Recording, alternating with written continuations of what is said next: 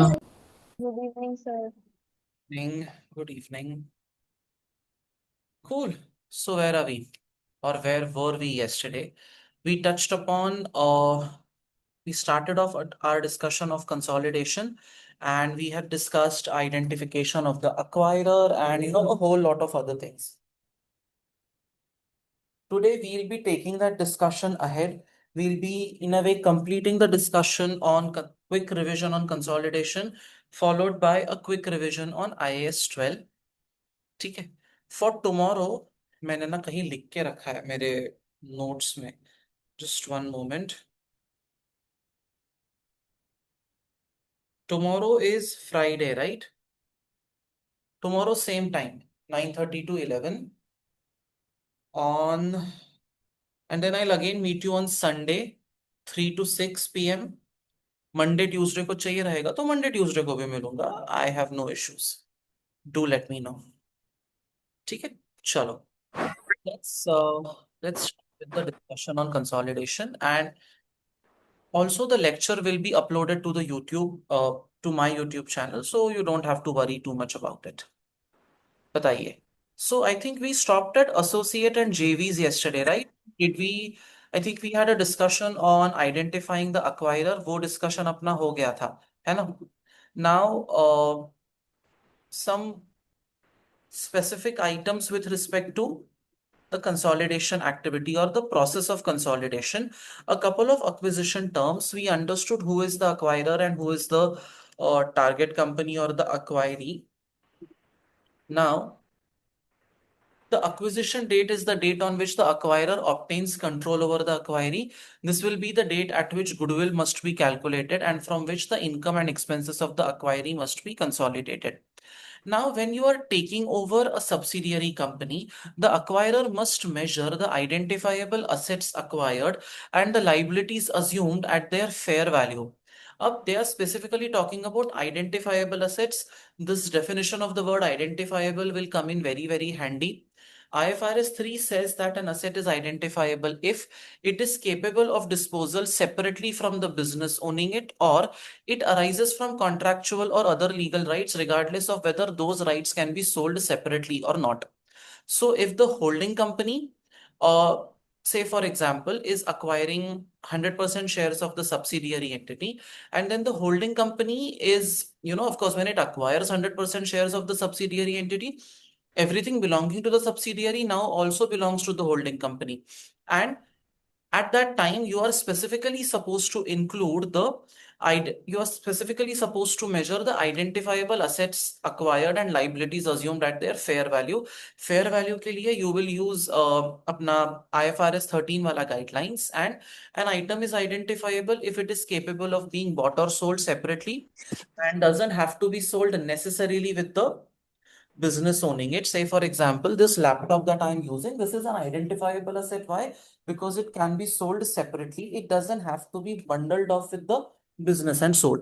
Now, the goodwill of the business is the question arises. Now, if I am acquiring, say, a company owned by Sham, and I have paid a certain consideration for acquiring a 100% stake in that company, in that case, the goodwill of the company, the internally generated goodwill of the company that I am acquiring for you, for the subsidiary entity, that internally generated goodwill cannot be measured because of the reasons that we saw in IAS 38.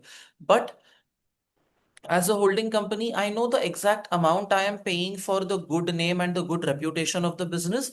So, although in the books of the subsidiary company, ठीक है, subsidiary company के books में, although internally generated goodwill is not shown as a separate asset because it is not identifiable, cannot be separated from the business. But if I am acquiring 100% stake in another company or any percent stake in another company, I know the exact amount I am paying for your internally generated brand name or for your internally generated goodwill. So वो तो goodwill का calculation तो अलग से होगा, but if there are other identifiable intangible assets which are internally generated for the subsidiary, so subsidiary company will not account for it, but when I am acquiring the subsidiary entity, while calculating my net assets, that brand name or whatever, that will be included. If the subsidiary company has any contingent liabilities which it has disclosed, the holding company will incorporate that particular contingent liability as an identifiable item while calculating the net assets. And say for example, there is something like provisions for future operating losses. They cannot be treated Provisions for future operating losses cannot be created as this is a post acquisition item. यहाँ पे provision का कोई भी condition doesn't get fulfilled. It is not a present obligation triggered by a past obligating event, blah blah blah, so it is not considered. Similarly, if the subsidiary company has a purchased goodwill in its standalone financial statements, ठीक है, goodwill in the subsidiary company's individual financial statements is not consolidated. This is because it is not separable and it does not arise from legal or contractual rights. So if I have acquired a subsidiary company and वो subsidiary company ने maybe in the past it had acquired uh, a sole trader, and there was goodwill of the sole trader which it actually paid for out of its own pocket. So the additional amount that it paid for acquired goodwill, the subsidiary company will show it in its standalone financial statements. But when I am the holding company and I'm acquiring an 80%, guys, if you're not talking to me, please put yourself on mute. So, if I am the holding company and I am paying a certain amount for acquiring a stake in the subsidiary entity, then the acquired goodwill belonging to the subsidiary is not an identifiable asset. It is not a separable item, and neither does it arise from contractual or legal rights. तो subsidiary company के standalone financial statements में जो भी goodwill था, that goodwill will be the holding company will not consider that goodwill, but the subsidiary company के standalone books में है, but holding company will not include. And internally generated intangible assets of the subsidiary doesn't recognize, but we as the holding company will have to recognize those acquired intangible assets because subsidiary के लिए वो internally generated है, but मेरे लिए वो acquired intangible है. ठीक है. Now these four items ना they often come as an adjustment while calculating the net assets of the subsidiary company. ठीक है. Some exceptions to the requirement that to measure the subsidiary's net assets at fair value when accounting for business combinations. Assets and liabilities falling within the scope of the following standards should be valued according to those standards. No requirement to apply IFRS 13 here.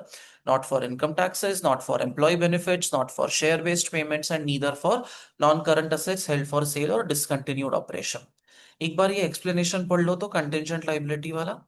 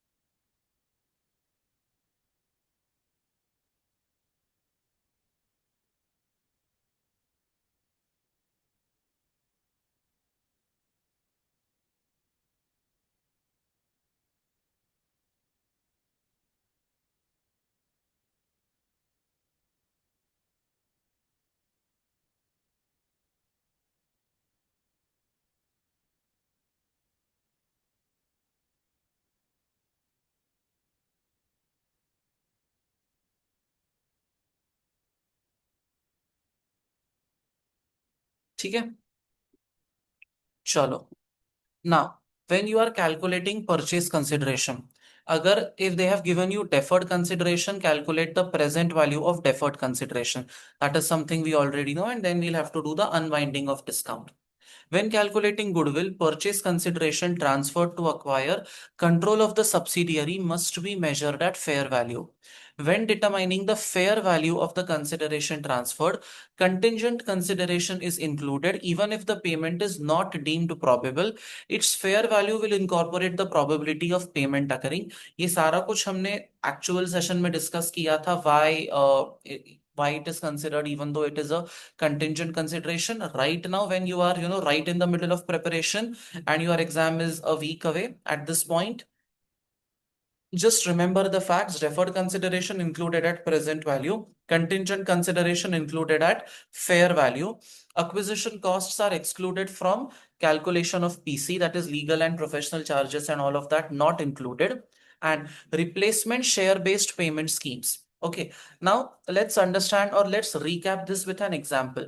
If A Limited acquired 80% of B Limited and it paid 4 lakh as purchase consideration, employees of B Limited held stock options worth 80,000 in B Limited. On acquisition, A Limited gave the employees stock options in Company A in exchange for the stock options they already held in Company B.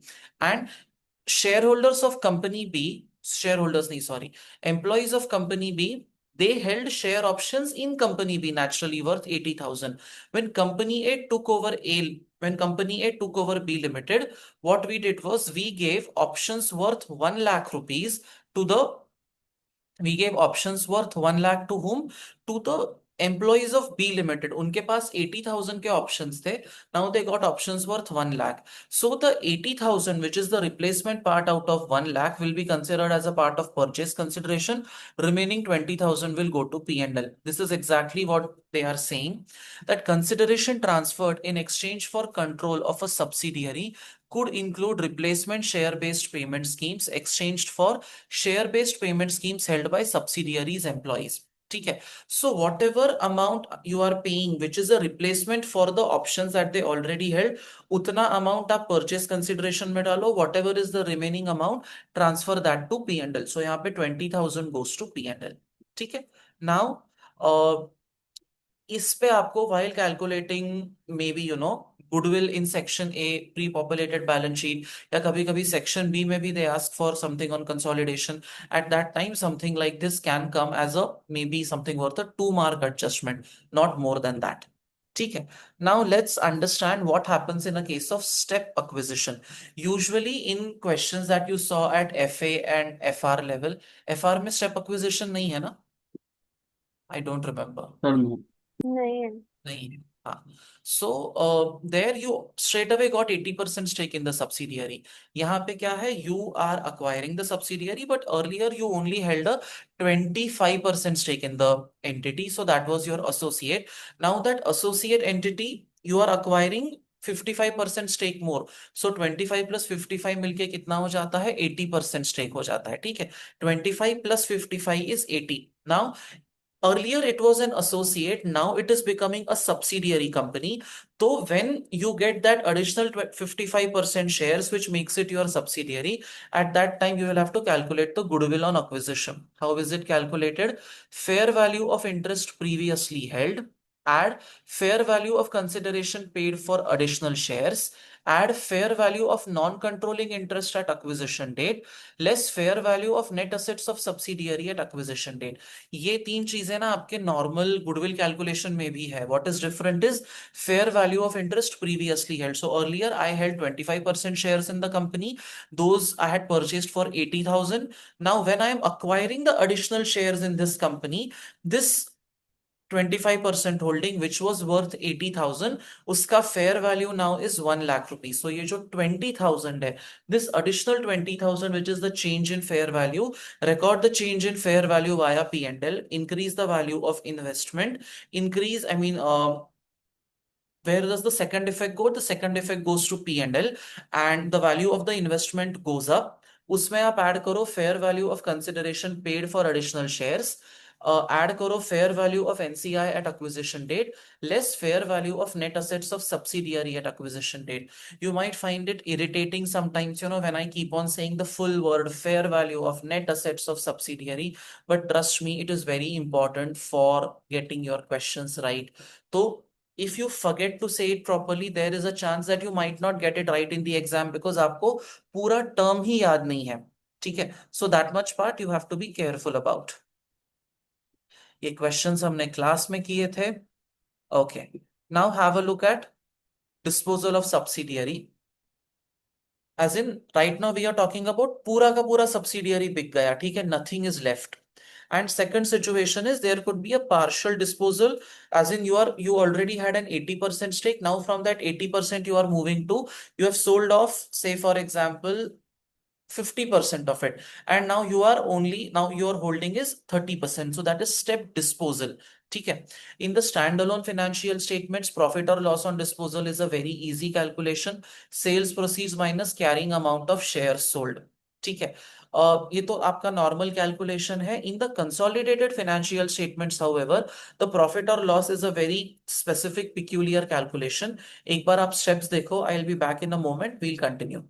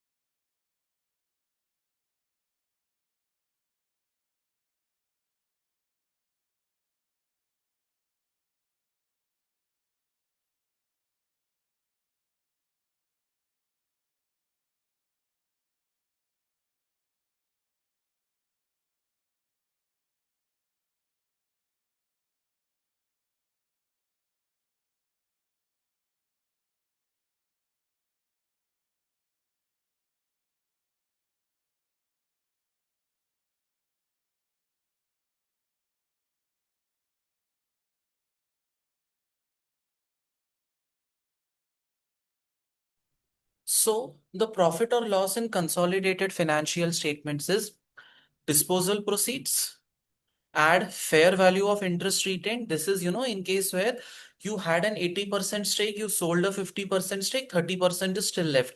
This is fair value of interest, 30% that is not disposed of. Less subtract karo ye total. What is this? Net assets of subsidiary at disposal date plus goodwill at disposal date minus NCI at date of disposal. So all of these three things now you will have to separately calculate. In the questions, usually what they do is they give you some sort of a guidance on how these values are calculated. For example, goodwill on acquisition you will have to calculate, but then the question will say that goodwill impairment has been 50% or entire goodwill has been impaired. दोनों में से the question can say anything, and then you will have to calculate goodwill at disposal. You will have to take into account the NCI at date of disposal. Again, NCI on date of acquisition plus minus, post acquisition profits. वो सब करके you will get NCI at date of disposal and you will get your final answer.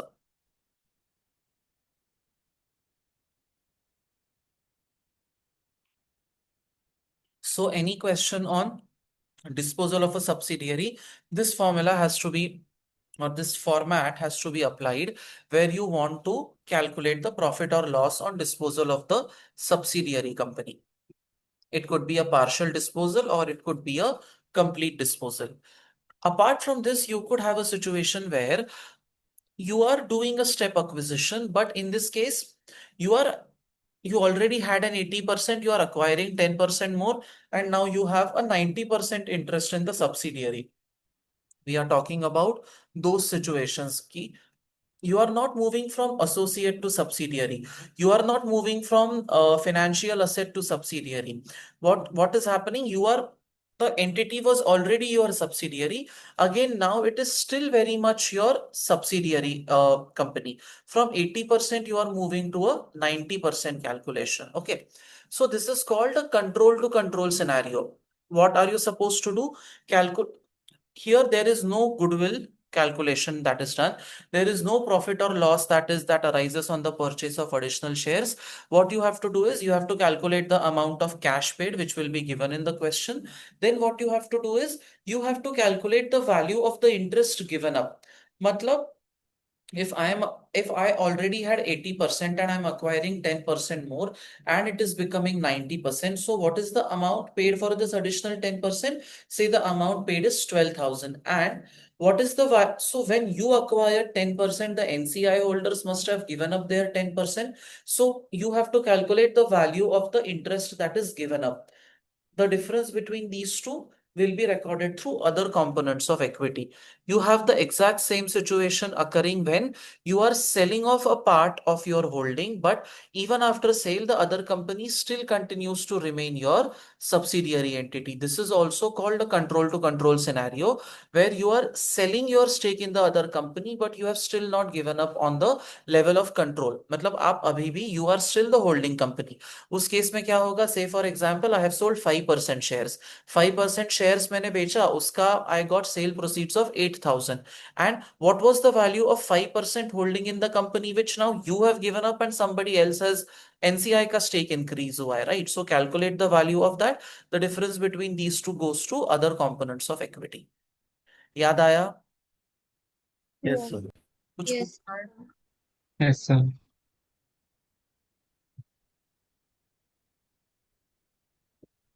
How funny ना, मैं 10 minute में पढ़ता हूं तो याद आता है, खुद बैठेंगे नहीं पढ़ने को.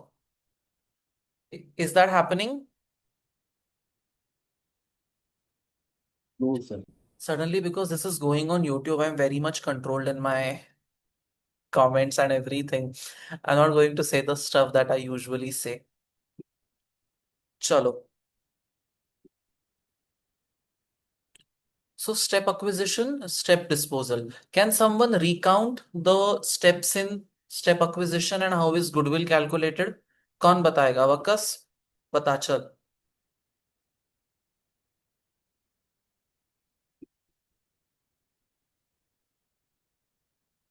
लाइब्रेरी में होगा ये.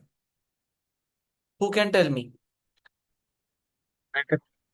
Go ahead, please. So fair value of shares held until now Hmm. at fair value of subsidy at the date of acquisition, at fair value of fair value of consideration paid less share of NCI at the date of acquisition. Share of NCI at the date of acquisition. Okay. Share minus होगा कि add होगा? क्या होगा? NCI reduce होगा. Reduce होगा? पक्का? NCI will be added and the net assets, net fair value of net assets of degree. subsidiary acquisition will be less. Exactly. What is the calculation? Fair value of interest already held, उसको आप fair value पे लेके आओ. Add fair value of consideration paid by holding company. Add fair value of NCI on acquisition date minus fair value of net assets of the company will give you the goodwill on acquisition. In case of disposal of a subsidiary, again we saw the formula. Can someone repeat it for me? Simrose, do you want to try? Yes, so for disposal, first we'll write sales proceeds from disposal. Then we'll add share of the retained fair value of the retained holding. Then we'll subtract all of the calculation, and that calculation includes fair value of assets, add sorry, goodwill, add NCI less net assets of the subsidiary. And how do we calculate goodwill on disposal date? Goodwill on disposal date, we'll first fair value of consideration paid.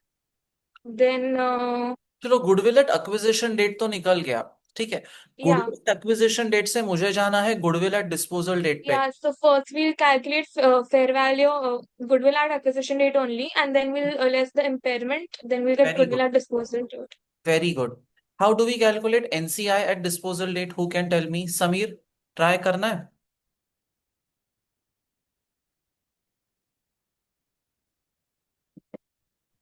Yeah, sir. कर try, बता how will we calculate that? Sir, for the same transaction, right? या Like, for any transaction how do you calculate NCI at disposal?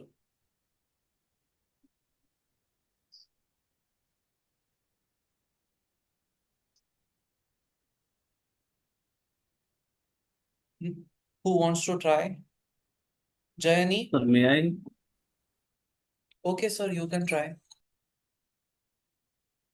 So first of all, we will mention the NCI at acquisition date. Hmm Then we will add the post acquisition profit hmm of NCI. Okay, Then we will deduct if there is any impairment in goodwill. Very That good, will be less. Very If there is any unrealized profit, it will be deduct. But that will be if subsidiary is selling goods to uh, holding company. So that the share of unrealized profit will be deducted. बहुत ही अच्छे, perfect answer. चलो, things are right with the world. Okay. Now tell me what happens to a subsidiary that is acquired with an intention to resell? उसको कहाँ पे दिखाएंगे? Subsidiary acquired exclusively with an intention to resell. Will show it as discontinued operation. Is it exempt from consolidation?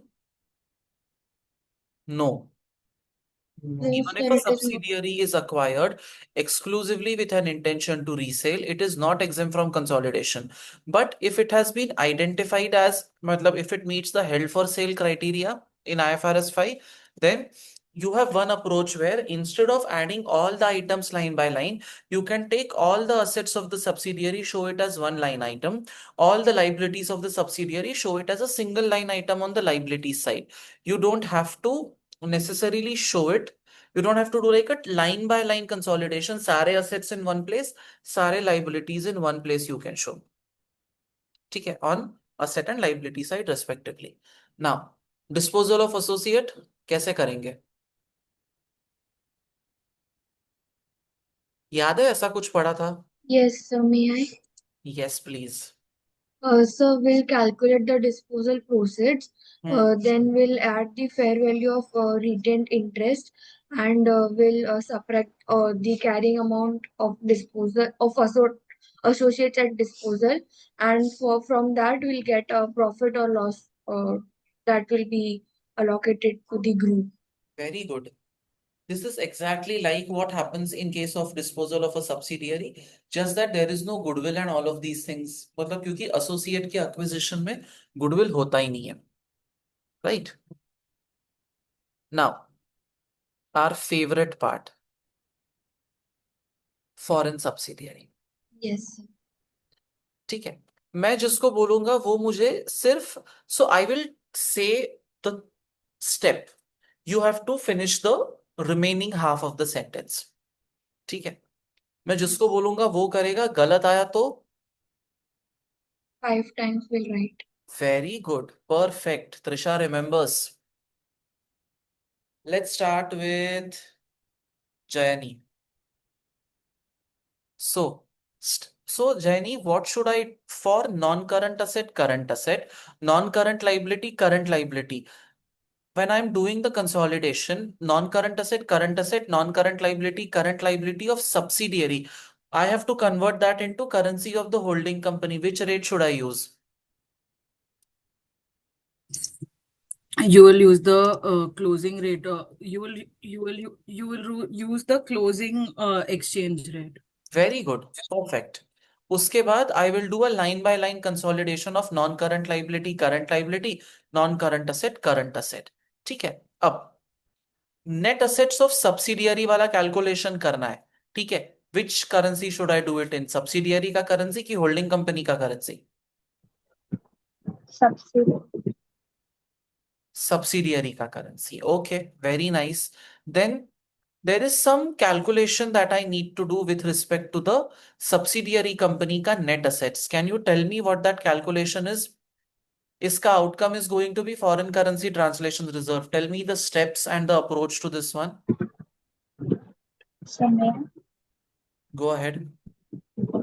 so the opening net assets will be translated using the opening rate.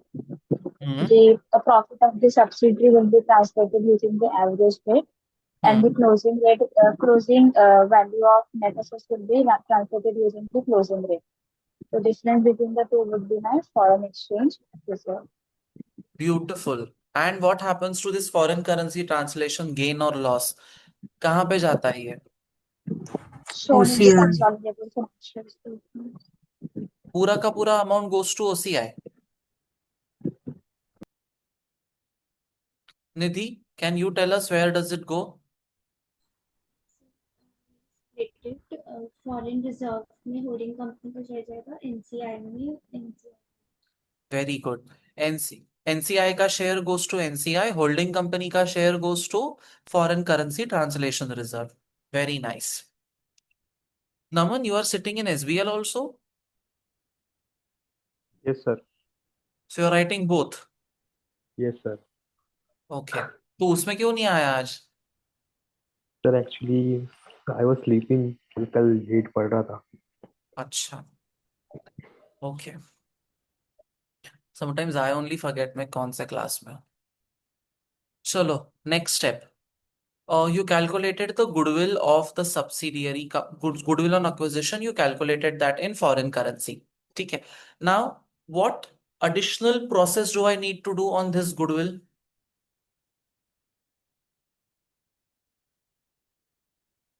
No, if you raise your hand, you're not getting a chance. I want to hear from, चलो, कौन बताएगा? Harsha, can you tell us what happens to goodwill? We'll calculate goodwill at the closing rate, and इसमें अगर कुछ impairment भी आ रहा है तो impairment भी हम calculate करेंगे at the closing rate if the closing rate is given. Sorry. Go ahead, go ahead. Yeah, we'll also calculate the impairment. Like translate करेंगे impairment using the closing rate. Using closing rate कि using average? और if the closing rate अगर average rate नहीं मिला हुआ है तो closing rate पे ही कर देंगे, अगर नहीं तो usually average rate पे होता है Correct. translation. So opening translated at opening rate, impairment translated at average rate, closing translated at closing rate. Closing rate, ठीक yes. है. Now whatever is the difference in the calculated value and this closing rate का value, this जो भी difference है, that goes to again, this is translation gain or loss goes to OCI. Holding company का share goes to foreign currency translation reserve. NCI का share goes to NCI. Correct? Yes. Yes. Okay. And then foreign currency translation reserve में you know which two items come? Which is again basically share of holding in translation difference of net asset and translation difference of goodwill. That was all. Those were steps for consolidation of a foreign subsidiary का balance sheet. Now I'm going to make you read the steps that we discussed just now. एक बार पढ़िए इसको.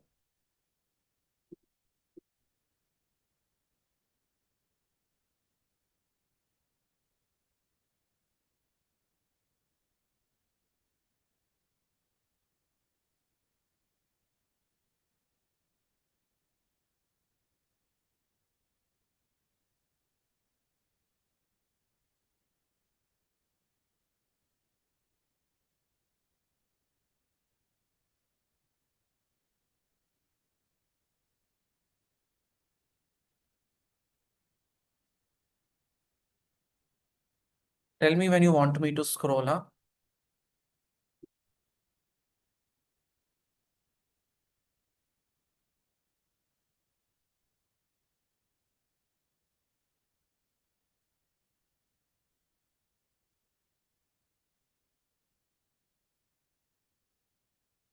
So in step number 4, it is mentioned that convert using average rate. If average rate is not mentioned even here, we will use the Closing. closing rate.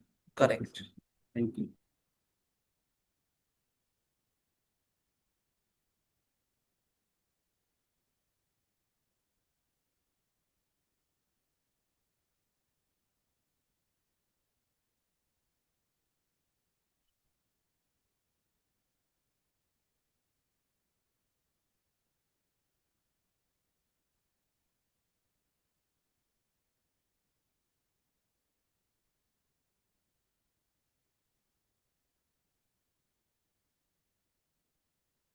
Can you scroll? Yes, ma'am.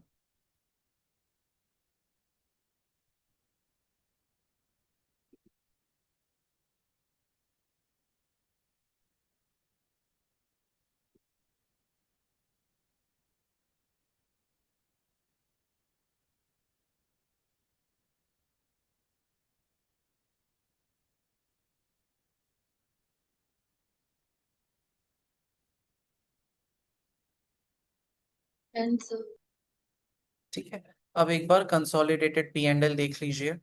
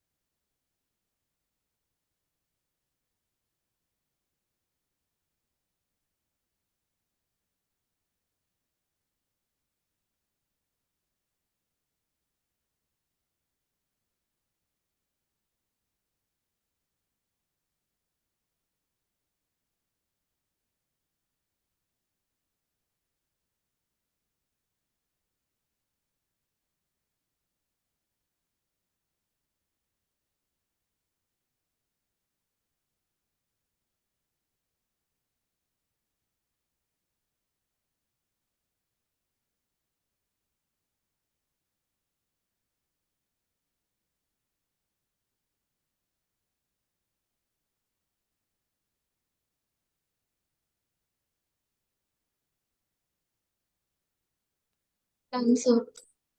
बाकी लोग Yes, sir. Done. Yes, sir. ठीक है, So done. Okay, चलो।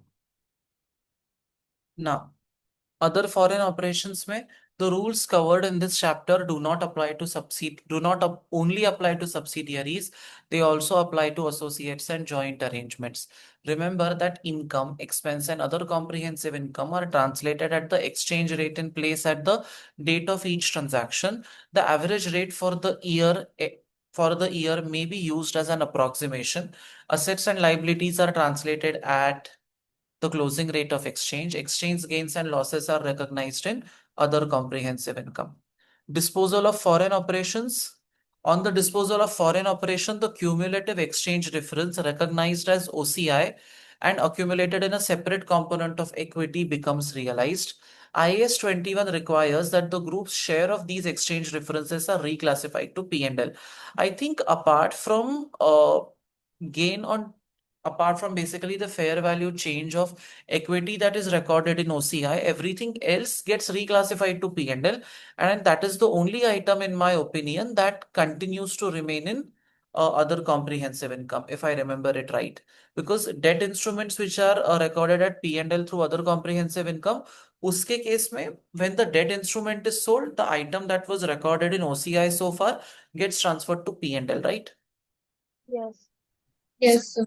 This is the only place I think where that is a problem. Now, talking about consolidated cash flow.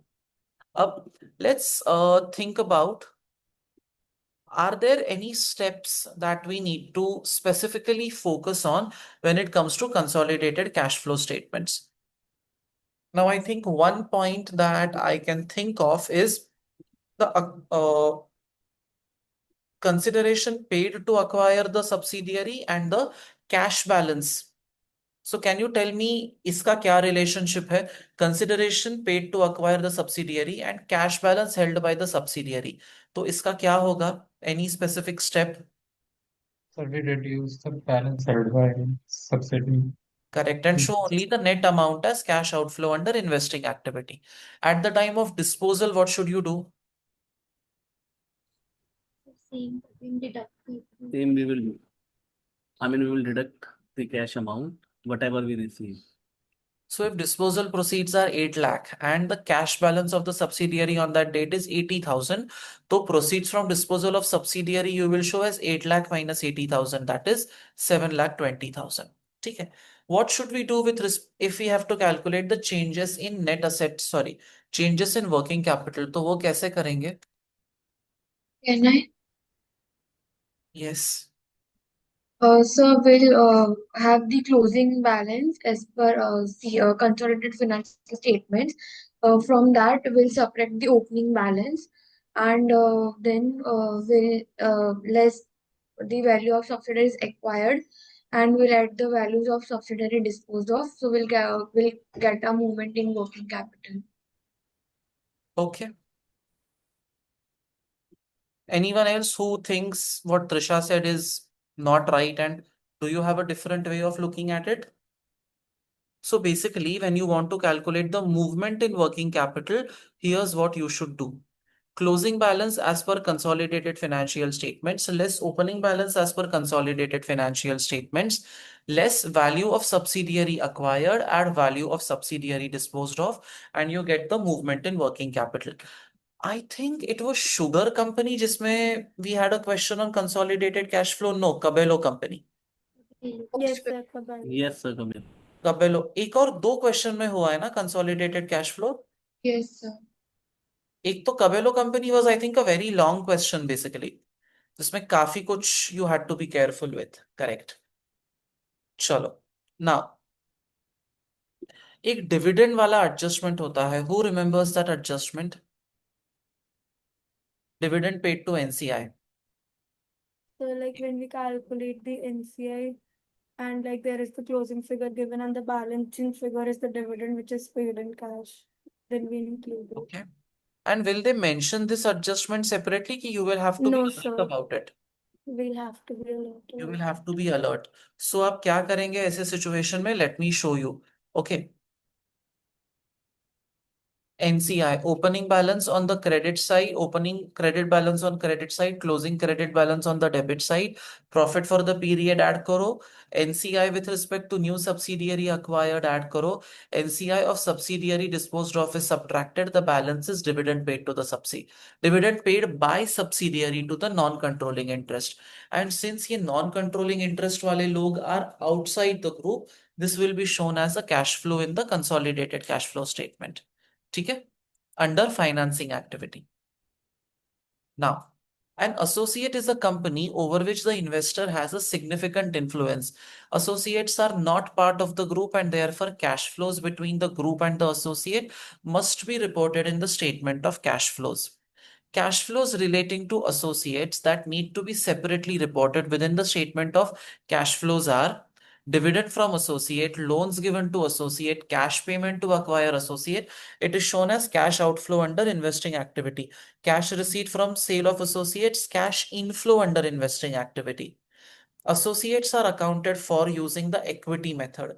This means that in the consolidated statement of profit or loss, the group records its share of the associates' profit for the year. This is a non-cash income and so must be deducted in the reconciliation between profit before tax and cash generated.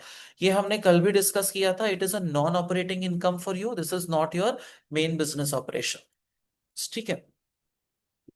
Cool. So that was pretty much all of consolidation. कितना? 2 hours? 2 Yes. hours में हुआ ना? और otherwise कितना लगा था? 20. But 2 hours में क्यों हुआ? बिकॉज पहले 20 hours we have given.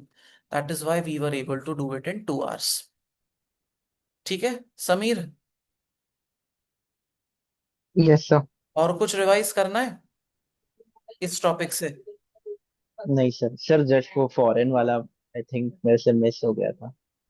कौन सा फॉरेन? ओपनिंग वाला, क्लोजिंग रेट बना, हाँ, दैट वो आई नीड टू देख लुक लेना अप एक ऑन। बार। हाँ हाँ, आई विल राइट वो that. That's an important adjustment, वो देख लेना Yeah. एक बार। And a full question comes, right, in on the foreign part? Might or might not. We can't say Because कि there is that. only one question in exam kit which we have done, right? On this And we have done so many Cummings. questions when we were Yeah, doing yeah, yeah. foreign And from subsidiary. the exam kit, I was talking. Exam kit, there is Cummings two one. Yeah, questions, I think. yeah. दो ही I'll question. revise that. Yeah. Okay. हाँ, बस उसके साथ ना, you remember there was this one full length question which took 2 hours in the class almost. If you do that question, it pretty much helps you revise everything about not just foreign subsidiary, it also helps you to revise about consolidation का concepts also in general. तो वो question भी अगर आप करेंगे, I think Perl company है क्या? No, Pearl company I think is consolidated cash flow. दोनों एक एक क्वेश्चन आप कर लोगे ना, तो you will be pretty much sorted on that one. Okay, sir. Yeah, will do. ठीक है, ओके। अब I thought let's do a quick revision of IAS 12 because all of you love to obsess over IAS 12. So I thought why not do a quick revision of that. Now, what does IAS 12 primarily talk about? IAS 12 talks about income taxes, that is accounting for taxes on income. Now, ये accounting standard create करने के पीछे का एक ही reason है that चलो accounting profit, taxable profit, these are different, this is, ये तो एक रीजन हो, मतलब ये तो एक एक्सक्यूज हो गया। द रियल एक्सक्यूज और the real reason behind why we even have an accounting standard on income taxes is matching principle. Correct है Yes. ना? And now when we are talking about matching principle, what does matching principle say? That expenses, sorry, incomes and expenses incurred to earn that income have to be shown together in the same financial year. What does it say? Incomes and expenses incurred to earn that income should be shown in the same financial statements or should be shown in the same period. This is the reason why we have a separate accounting standard which talks about the second effect of all of these items. Second effect matlab, say for example, my accounting profit and my taxable profit are different, and there could be so many different reasons for that to happen. Let's think about one good reason why the two are different. I think we could take bonus as an example. Bonus is a convenient example, right? Now, let's talk about India. In India, the income tax law specifically says that when will you get the deduction for bonus to employees?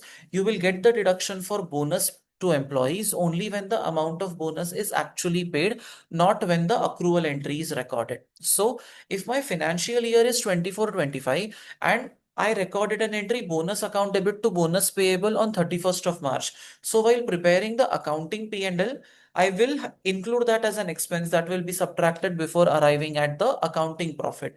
But what do the tax authorities say? Tax authorities say that आपको bonus का deduction कब मिलेगा? Only when the amount of bonus is actually paid to the employees. Right now, although I recorded the entry for accrual of bonus on 31st of March 25, the bonus was not paid in that financial year. The bonus was paid in the month of July 2025. ठीक है, bonus कब पे हुआ? Bonus जुलाई 2025 में पे हुआ। So for the tax year 24-25 जिसके लिए I have prepared the P&L, when I sit down to make the tax calculation for that year, this 5,000 of bonus which was recorded as an accounting expense is not allowed as a deduction when I calculate the amount of taxable profit. ठीक है, so my accounting profit and my taxable profit are different. And any layman who is walking on the street, if he looks at the financial statements and he knows from me कि यार the rate of tax in this country is 30%, वो 1 लाख का profit देखेगा, he will expect 1 lakh into 30%, 30,000 should be provision for tax. But आपका actual tax provision अलग होगा. Why? Because the current tax provision is made on the basis of my taxable profit. Right, taxable income, not on the basis of my accounting profit. तो मेरा जो actual tax provision मैं create करूंगा, that tax provision का value will not be 30% of the value of the accounting profit. अब ये तो mismatch दिखेगा ना रीडर ऑफ फाइनेंशियल स्टेटमेंट को, ही विल फील कि यार कुछ तो गड़बड़ है। So now in order to ensure that for all the incomes and expenses recorded in this particular period, the corresponding tax amount is also recorded in the same period. We discuss something that is known as deferred tax। ठीक है, अब इसका naturally detailed explanation उस time पे किया था ना, 3-4 घंटे फुल, 2-4 अलग अलग P&L बनाए थे, टैक्स कैलकुलेशन किया था। Right now we are just going to do a quick run through of that. ठीक है, एक बार quickly go through this and read the statements that I have made. ठीक है, एक एक करके पढ़ो उसको।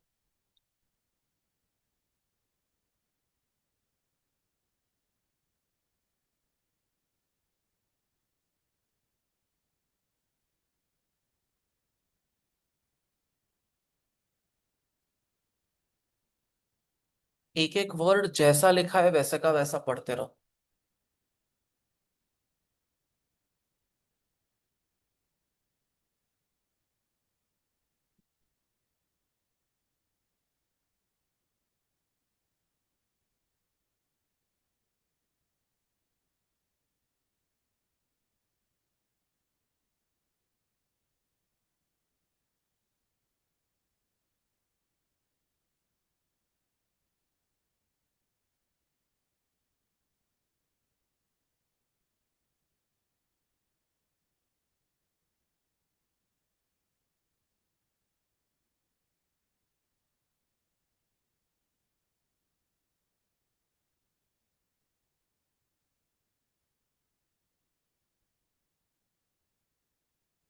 Done, sir. ठीक है, I'll scroll little, read what is a deduction, what is a disallowance, यहां तक पढ़ो एक बार, then I'll show you the tax computation।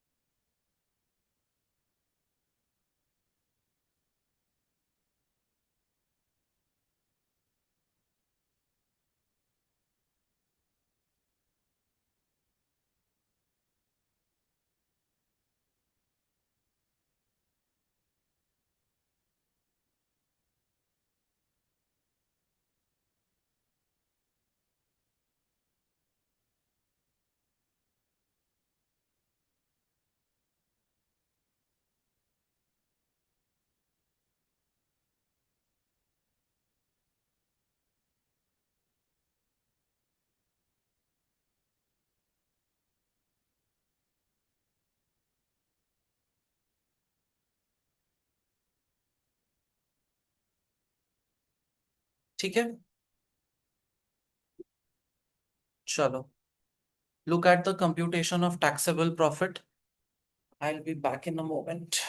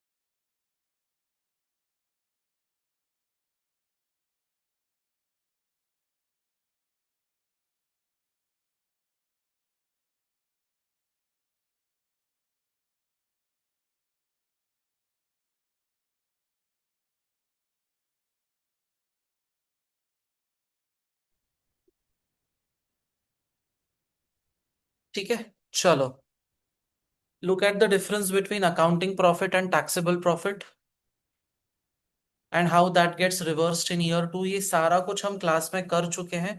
This is just a recap of all of that.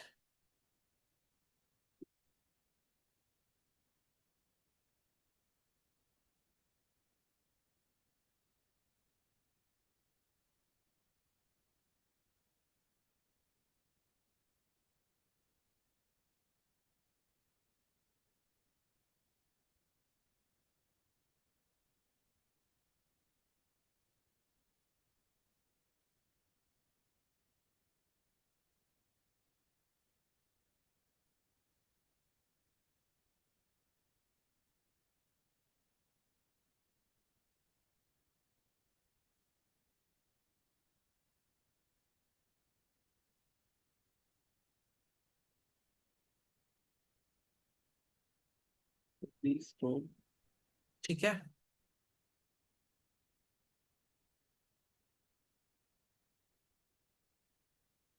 Yes, sir.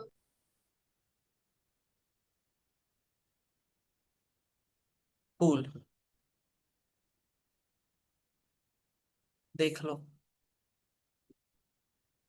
This is primarily just you reading what we have already covered in great detail in the past. ठीक है. Sir, I have a question of tax which I wanted to ask you. Tell me. There's this question where they have said that a company has realized a program of R&D and is essential to set itself apart from its competition. Can you send But it to me? मुझे सुन के नहीं समझ में आता है. I have to read it. okay, sir. Just send me a screenshot. Okay. Yes. Now, for everyone who wants to revise the whole discussion of deferred tax, ये सारा जो conceptual part है वो आप अभी मत देखो because now you don't have the time to do it. Just remember that in case of an asset, आपको क्या rule याद रखना है? In case of asset, if the carrying amount is greater than tax base, create a deferred tax liability. If carrying amount is less than tax base, either you reverse the DTL or you create a DTM. For an asset, carrying amount though is the amount in books of accounts. What is tax base? Tax base is that amount जिसके against में future deduction claim कर सकता हूं. ठीक है, tax base is that amount which can be claimed as deduction in the future. And in case of a liability, if the carrying amount is greater than tax base, create a DTA.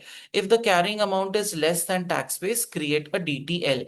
In case of a liability, what is tax base? Carrying amount minus amount that can be claimed as deduction in the future. Am I correct? In case of a liability, tax basis carrying amount minus amount that can be claimed as deduction in the future. I will reshare this sheet with you for the ones who have not attended the regular batch with me. Just go through the tabs called liabilities and assets. इसमें I have written a detailed explanation of how to calculate or why or how exactly should you go about calculating the carrying amount and tax base of a liability, carrying amount and tax base of an asset. Now, IAS 12 and IAS 16 का क्या relationship है? Now, normally the amount of deferred tax liability is calculated as the difference between carrying amount and tax base, and that is recorded in P&L account. Now, if the carrying amount of the asset increases on account of revaluation, ठीक है, carrying amount of an asset increases on account of revaluation, तो आपका DTL का figure increase होगा. Correct. In the next year आपका DTL का figure will rise by a bigger amount. तो आप क्या करो, calculate how much is the amount of DTL that is created on account of revaluation and how much is the DTL that you would have created normally. The DTL that you would have created normally उसका impact P and L में डालो. The DTL that you have created only because of this revaluation उसको आप OCI के through route करो. For example, the total amount of revaluation is 1 lakh and tax rate is 30%. तो 1 lakh into 30%, ये 30,000 का जो डीटीएल क्रिएट होगा that will be routed through OCI. Common sense है. Revaluation surplus gain does not get credited to P and L. So revaluation के वजह से जो डेफर्ड टैक्स आ रहा है that also should not go to P&L, that should be rerouted through the other comprehensive income part. Make sense? Okay. We have seen this do you want to go through the journey once? एक बार पढ़ना है आपको, देख लो, है time मेरे पास, just go through it once.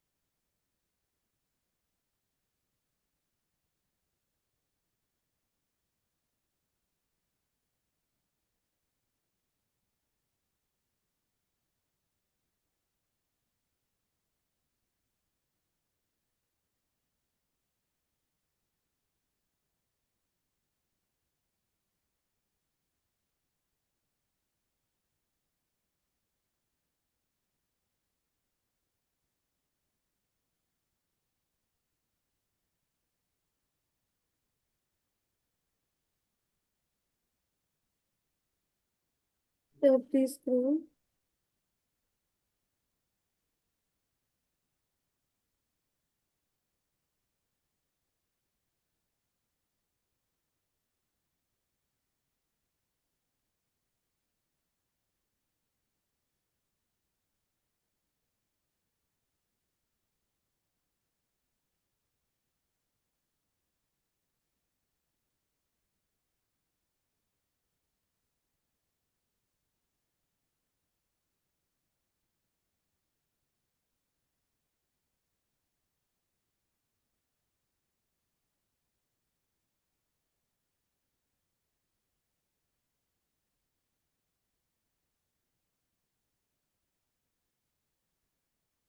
That's it.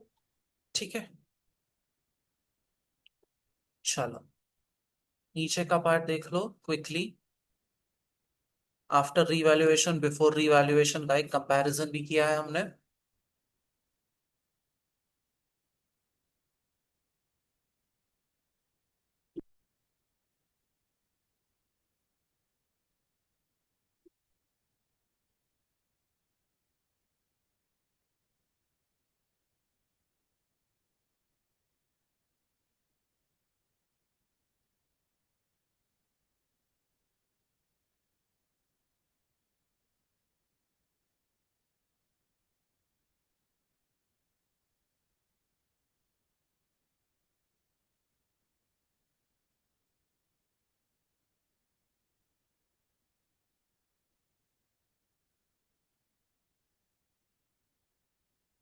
ठीक है,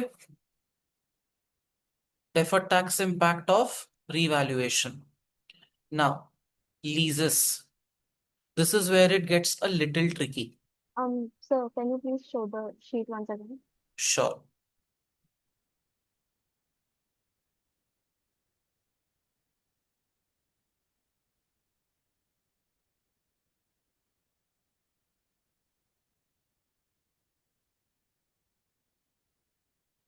Well, thank you. You're welcome. Up. I'm not getting into explaining how right of use asset and lease liability is calculated. But let me tell you why is there a necessity to evaluate the relationship between lease accounting and IAS 12? Normally, our accounting entry is rent account debit to cash, like normal rental agreements, you would do it that way. But here, what we are doing in as per IFRS 16 lease accounting is we are recording a right of use asset and a lease liability. And what kind of expenses are getting recorded in P&L? When I record a right of use asset, I record depreciation on the right of use asset, correct? And what do I do with respect to the lease liability? On the lease liability, I first of all add one element of discount. So the unwinding of discount ka impact I add. What is that? Basically adding the finance charges. Accounting entries, finance charges account debit to lease liability, and then the entry is lease liability to bank. Now in different countries, both of these एक बात आपको समझना पड़ेगा कि you don't get a deduction on everything. Either you get a deduction on the depreciation on right of use asset and interest, or you get a deduction on the amount of lease rentals paid. आपको दोनों पे deduction नहीं मिल सकता, otherwise it will lead to a case of double deduction in the P&L account and while calculating the taxable income. If you remember this one chart that we had created, ki whether you do rent to cash and record 5 lakhs worth of expense in P&L, 1 lakh, 1 lakh, 1 lakh, 1 lakh for 5 years, या फिर you record depreciation on ROU asset and 5 साल का finance charges, depreciation for 5 years and 5 साल का interest, that is finance charges on the lease liability, इसका total is also 5 lakh and 5 rental payments का total is also 5 lakh. Do you agree? If you don't, I will show you the calculations. Okay, don't worry. This is one of the calculations that we had done when we were doing leases. यहाँ पे क्या है? Finance charges you calculate year 1 to year 5. The finance charges keep on declining every year. There is a depreciation on the right of use asset 75,800. इसका total कितना आता है 5 years का? इसका total आता है 5 lakh. Or if you record the entry rent to cash, you would have debited 1 lakh each year for 5 years. So in this approach, the total hit to P&L is 1 lakh into 5, that is 5 lakh. In this case, if you record rent to cash, आप 5 साल rent to cash record करो 1 lakh का payment, उसका भी hit to P&L is 5 lakh. And whether you do finance charges, depreciation on the right of use asset, उसका भी total hit to P&L is 5 lakh. It's just that it is more in the earlier years, less in the later years. If you record rent to cash, आपका हर साल 1 lakh rupees का expense you are recording. Now, what I'm trying to say is, whichever method of recording expense you use, your total hit to P&L is the same, correct? But tell me, if you take a deduction while calculating taxable income for right of use asset का depreciation, interest on lease liability and rental paid, तो आप 5 lakh plus 5 lakh 10 lakh का deduction ले लेंगे, है ना? तो ये this is something that they don't allow. In some countries they say कि आप जब लीज पेमेंट करेंगे at the end of the year, वो 1 लाख का डिडक्शन क्लेम करो. दूसरे कुछ कंट्रीज क्या कहते हैं, दे से कि यार don't take deduction for the lease rental paid, take deduction for the depreciation on ROU asset and the finance charges. दोनों का डिडक्शन एक ही टाइम पे नहीं मिलेगा. Do you agree? Yes. Yes. Now, Yes. where do the two standards collide with each other? The two standards interact with each other in terms of deciding कि यार when exactly will you get how much deduction and what will be the impact on the right of use asset and the lease liability. इस पे एक question exam kit में है जो हमने किया है, मुझे नाम नहीं याद आ रहा है अभी. किया है ना? It's lease ZTech company, I guess. maybe I don't remember. ठीक है. Situation one is, the tax laws in the country, deduction is given with respect to depreciation and finance charges. ठीक है. At the inception of the lease आपने क्या entry record किया? Right of use asset to lease liability 3,79,000. Think from the point of view of the leased asset. Carrying amount 379, and what is the tax base? Tax base is the amount that you are going to, tax base is basically कितना amount you can claim as a deduction in the future. ठीक है. अगर I have recorded an asset for 3,79,000, then at some point of time in the future I am going to claim an expense of 3,79,000. So that becomes my tax base. So मेरा leased asset का carrying amount is 379 at the inception of the lease. Tax base is also 379 at the inception of the lease.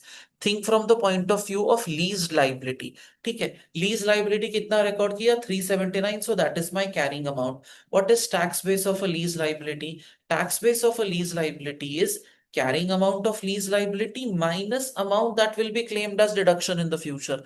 But in this case, what they have told you is, what does the tax law say? The tax law says that आपको deduction मिलेगा with respect to depreciation and finance charges, not with respect to lease rentals. तो ये जो lease liability है, इसका carrying amount is 379. But in respect of this lease liability, are you going to get any deduction in the future? No, you are going to get zero. So tax base of liability is 379 minus 0, that is 379. Inception of the lease pay, carrying amount of asset is equal to tax base of asset, and carrying amount of liability is equal to tax base of liability. So there is no deferred tax on inception. आगे as the time progresses, अगर ये दोनों में difference आया तो आप उतना उतना deferred tax record कर लो. Second situation is deduction is in respect of lease liability. मतलब the income tax authorities say that we will give you deduction not with respect to expenses on the asset. आपका depreciation और finance charges पे deduction नहीं मिलेगा. Deduction किस पे मिलेगा? Deduction आपको lease liability के amount पे, lease liability के payment पे मिलेगा. ठीक है. Now, right of use asset, carrying amount is 379. What is the amount that can be claimed as tax deduction in the future? Zero. So tax base is zero. Lease liability कितना है? Carrying amount 379. What is carrying amount of lease liability? 3,79,000.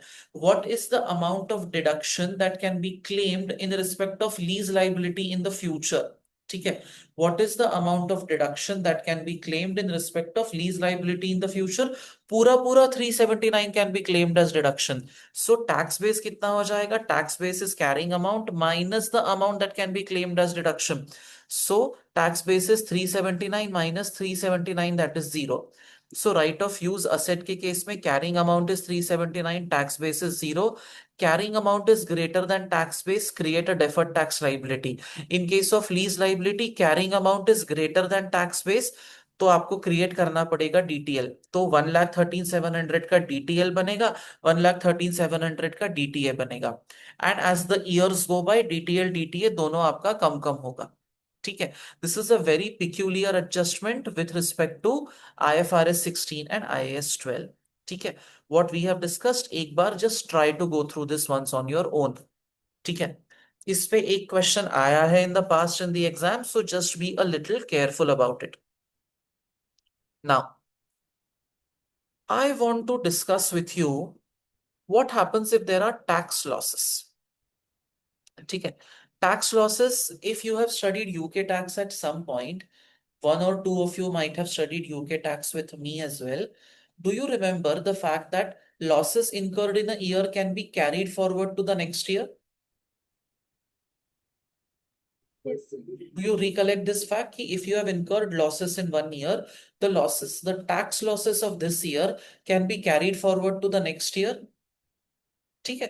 Tax losses of this year can be carried forward to the next year. Now, how does that help? Current year में समझो मेरा tax loss is 30,000. I carry forward the tax loss to the next year. तो next year में जो मैं profit बनाऊंगा, say for example मैंने 50,000 का profit बनाया, what I will do is मैं 50,000 पे टैक्स पे नहीं करूंगा. मैं 50,000 के अगेंस्ट लास्ट ईयर का ब्रॉड फॉरवर्ड लॉस एडजस्ट करूंगा. 50,000 माइनस 30,000 करके 20,000 पे मैं टैक्स पे करूंगा. Do you agree?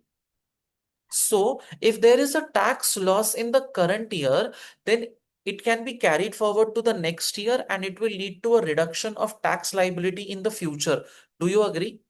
तो करंट ईयर में जो मैंने लॉस सफर किया, that loss, tax loss suffered in the current year can be carried forward to the next year, adjusted against the profit of the next year, and it will lead to saving of tax liability, saving of tax outflow. Correct? So can I say that loss in the current year leads to saving of tax liability in the future? Can I say that loss in the current year gives rise to a deferred tax asset in the future? Can I say that? Yes. But Yes, this sir. has to be exercised with some caution. What is that caution? मैंने क्या बोला? Current year में loss हुआ, carry it forward to the next year के profit के साथ adjust करो. But next year में प्रॉफिट ही नहीं हुआ तो लॉस ही हुआ. Loss loss loss loss. What if in the foreseeable 5 6 or in the foreseeable future I don't see profits coming in for the entity, or there is remote possibility of profits coming in for the entity? तो आप बताओ, आप loss को carry forward तो करोगे, but will it lead to any tax saving in the future? No. So although there is a loss that you can carry forward, in the future there are no profits against which this loss can be absorbed, and it will not lead to reduction of any tax liability. Can I say that in order to create a deferred tax asset on account of tax losses, you need profits in the future. तभी जाके आप deferred tax asset create कर पाओगे. And in the question, there is something that I should be looking out for. I should be looking out for any indication to tell me that in the future, Satyamay, there are going to be taxable profits. Why don't you adjust your tax loss against those taxable profits? If there is no virtual certainty for profits in the future, then you cannot create a deferred tax asset. Are you with me, all of you? Yes, sir. ठीक है, एक बार हम आपको ये पढ़ने को बताते हैं. एकदम मैंने स्किल लेवल लैंग्वेज में लिखा है, so you will not have a problem. ठीक है, go through this once.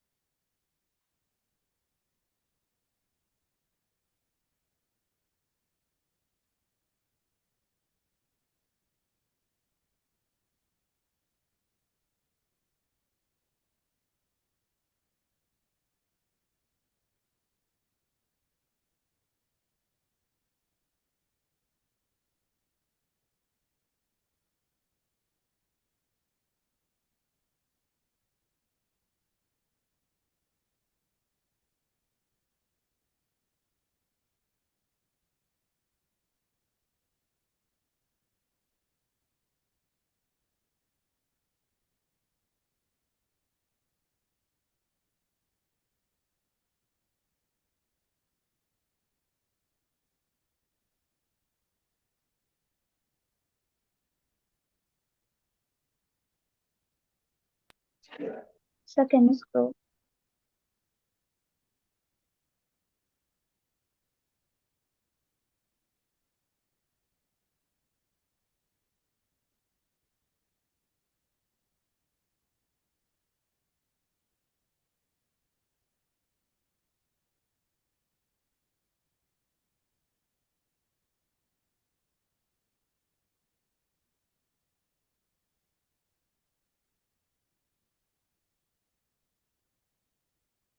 Done.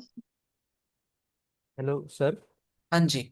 Yes, I have a doubt कि इसमें कोई एक सर्टेन पीरियड तक ही हम टैक्स को मतलब लॉसेस को कैरी Yes, फॉरवर्ड कर सकते हैं, right? that is correct. But in our SBR is there any like नहीं है ना, in tax it is there. नहीं नहीं, in tax see, in if you are doing Indian CA ना, तो वहां पे इस पे बहुत सारे अलग अलग क्वेश्चंस आते हैं. There is a lot of focus placed on the word virtual certainty supported by convincing evidence. You need to, while you are writing the FR paper, you need to have an understanding of the tax laws also. But यहाँ पे वो सब नहीं है. यहाँ पे ऐसा बस शगुन का टीका लगाया और आगे निकल गए. यस निधि. क्वेश्चन करा था उसमें मैंने या आज एक क्वेश्चन करा था, उसमें उन्होंने कहा था कि फिर मतलब 2 इयर्स तक ही आप यूज कर सकते हो कैरी फॉरवर्ड. हाँ. See, if that is given in the question, that is a question specific instruction, right? Then, if you can carry it forward for 2 years and then there is a possibility of profit in those 2 years, then you can create a deferred tax asset. But if the question says that you can carry it forward only for 2 years or 2 years के बाद तक, मतलब 2 years तक there is no possibility of any profit, तो फिर you will not create a deferred tax asset. There has to be an emphasis कि जितना loss आपने record किया, कितने का profit do you expect in the future. Say for example, you have incurred a loss of 1 lakh and you expect a profit of 50,000 only in the next 2 years. Then you should create deferred tax asset only with respect to that 50,000 into tax rate, not the entire amount. ठीक है? Okay. And one final thing, this is with respect to IAS 12 and IFRS 2. हमने इतना 150 घंटे लगाए, लेकिन ये एक adjustment हमने नहीं किया था. IAS 12 एंड IFRS 2 का जो इंटरैक्शन है, ये हमने नहीं किया था. So let's discuss that. When share options are granted to the employees, there is a vesting period. Only when the conditions are fulfilled, vesting is complete. And exercise means when the employee actually chooses to exercise the option and buy the shares. But to ensure that expenses evenly spread over the vesting period, we set aside a part of profits or equity to ensure that later when the option is exercised, there is enough provision to issue shares.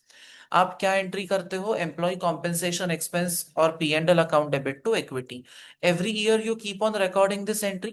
Now technically, when does the employee exercise the option? After 3 years, 4 years, whatever is the vesting period. तो ये सब यार employ benefit के इतने irritating entries करना क्यों है? Share based payment के इतने इरिटेटिंग एंट्रीज करना क्यों है? On 31st of March 2027, when the employees exercise the option, you will know exactly how many of them are exercising. So into whatever करके entry record कर दो. But if you do that, what will happen? पूरा का पूरा burden of that expense will fall in 1 year only. है ना? पूरा का पूरा burden of expense will fall in 1 year only, which is why IFRS 2 says कि इसको आप spread out करो evenly over the course of 3 or 4 years, which is why we do all the entries. Now, these are like a provision ना, ये जो भी entries हम कर रहे हैं, has any actual expense taken place in this case? कोई actual खर्चा नहीं हुआ है ना. We are only recording a provision in P&L. Every year you are setting aside a part of your profit. तो क्या हो रहा है? आपका accounting profit कम हो रहा है, but आपका taxable profit is not reducing. Do you agree? Taxable profit कब reduce होगा? When employees actually exercise the option. And see, what is the loss to you? आप ये भी समझो. Loss क्या है? मेरे कंपनी का एक share is worth 10 rupees. I am giving Nidhi the option to purchase that share for 2 rupees. तो मुझे नुकसान कितने का हुआ? 8 rupees का नुकसान हुआ. बट ये एक्चुअल नुकसान मुझे कब हुआ? On the date on which Nidhi exercise the option. तब तक तो सब हवा में था ना. My actual loss happened to me when Nidhi exercised the option and purchased the share for 2 rupees, which had a value of 10 rupees. So that is the day on which I actually suffered the loss. So while calculating taxable profit, I will be allowed to deduct this amount in year 4. But when I'm calculating accounting profit, I will deduct 2 lakh, 2 lakh, 2 lakh, 2 lakh each year for 4 years, right? Taxable income निकालने के time I will deduct the entire amount in one go.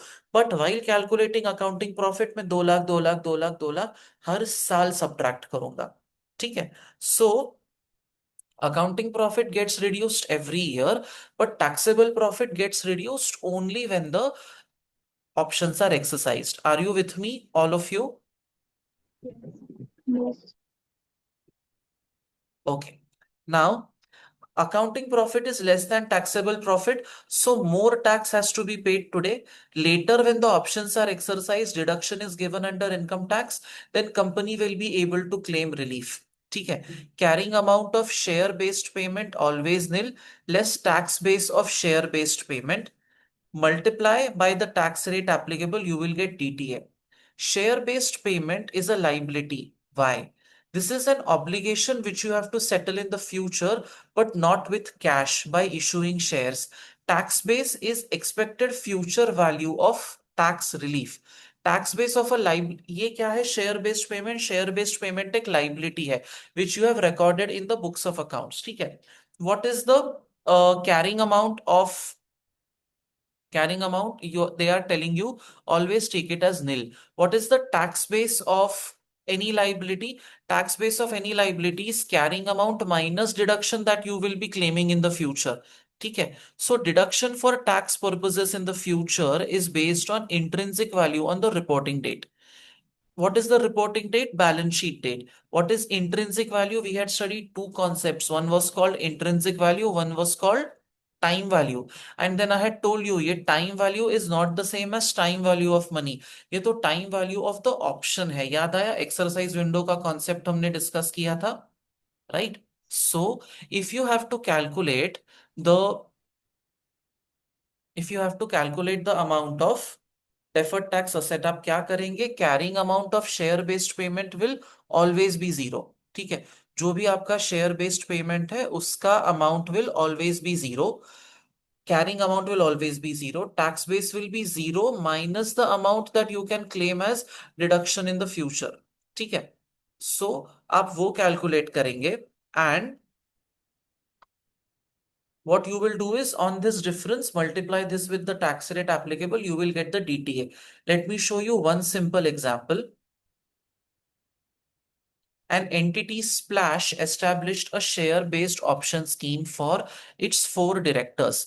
This scheme commenced on 1st of July. Each director will be entitled to 25,000 share options on condition that they will remain with Splash for 4 years from the date the scheme was introduced. Fair value of option at the grant date 10, exercise price of the option 5. The fair value of shares at 30th June 2009 was $17 per share. ठीक है, a tax deduction is only given for the options when they are exercised. ठीक है, so आप क्या करेंगे, आप हर साल at the end of the year you will record the entry employee compensation expense account debit to equity. ठीक है, यहां से लेके यहां तक एक बार पढ़ो तो this is share based payment, this has got nothing to do with IAS 12. पढ़ो इसको एक बार.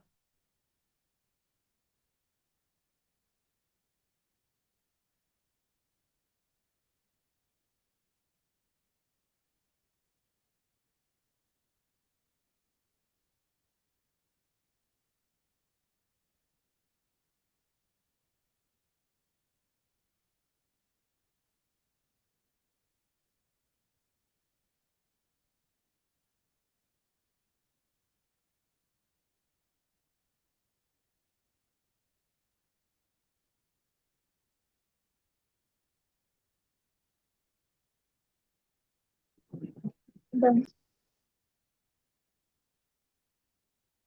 Okay,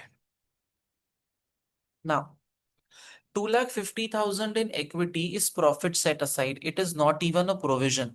We are not even separating it from equity. We are just showing it under the heading other components of equity. So technically, this is not a liability in the traditional sense of the term. Liability आप किसी चीज को कब बोलते हो? When the amount is payable to an outsider, right? It is an amount payable. यहाँ पे आपने क्या किया है? आपने you have set aside an amount from your total profit. और ये आप जिसको allocate करने वाले हो after allocation, that person is going to become a shareholder. So is this technically a liability? No, this is technically not a liability. Hence, carrying amount of the liability is considered to be zero because it is not a liability. As simple. Deferred tax calculations ask us to write carrying amount of liability. This is not a liability to begin with. It is just profit separated out, still written under the equity heading. So carrying amount is zero. Tax basis expected future value of the tax relief. Carrying amount minus deduction for tax purposes. Deduction for tax purposes is based on intrinsic value on the reporting date. If you go out to purchase shares in the open market today, you will have to pay $17 per share. ठीक है? And if you exercise the share option, you will get it at 5. So intrinsic value of the option is जो चीज market में 17 की मिल रही है वो आपको 5 रुपए में मिलती है. So 12 per share is the amount of intrinsic value. Total intrinsic value कैसा होगा? 25,000 share, sorry, 4 directors into 25,000 shares per director into 12 का intrinsic value into 1 by 4. Why 1 by 4? Because the vesting period is 4 years. Total intrinsic value is 3 lakh. Carrying amount minus deduction for tax purposes 0 minus 3 lakh, that is minus 3 lakh. Carrying amount 0, tax basis minus 3 lakh. This is a liability जिसके लिए carrying amount is 0, tax basis minus 3 lakh. Carrying amount is greater than tax base, either reverse DTL or create a DTA. तो आप क्या करेंगे? आप 3 lakh into whatever is the tax rate, उस पे आप क्रिएट करेंगे deferred tax asset. But they have told you one more point. What have they told you? When the amount of estimated future tax deduction exceeds accumulated remuneration expense, it indicates that deduction is partly remuneration expense and partly related to equity. Deferred tax must be recognized partly in equity and partly in P&L. ठीक है, आपने 3 लाख का future deduction बोला, but till date आपने employ compensation expense कितना record किया था? 2,50,000 only. So 2,50,000 into tax rate 75,000 impact will go to P&L DTA का, एंड 50,000 इंटू 30% 15,000 DTA का impact will go in equity. ठीक है, this is how you would tackle a share based payment and IAS 12 together. Let me quickly repeat. टैक्स बेस निकालना है, carrying amount निकालना है. Carrying amount of a share-based payment is zero because it is not a liability. Tax base of a share-based payment is intrinsic value.